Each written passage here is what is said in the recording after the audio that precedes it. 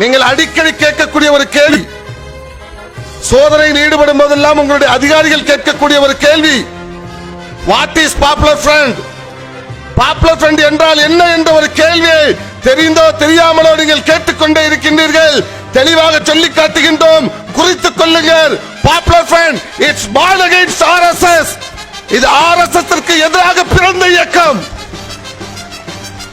to fight against RSS, RSS-க்கு எதிராக போராடக்கூடிய இயக்கம்.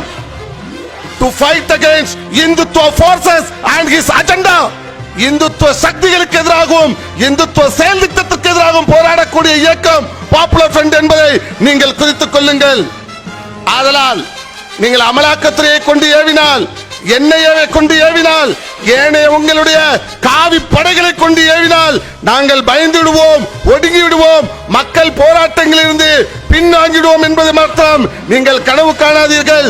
முன்னே காட்டிலும் வீரியமாக, மிக வீரியமாக RSS-க்கு எதிராக களமாடுவோம் என்பதை இத்தருணத்தில் நாங்கள் பதிவு செய்து கொள்கின்றோம்.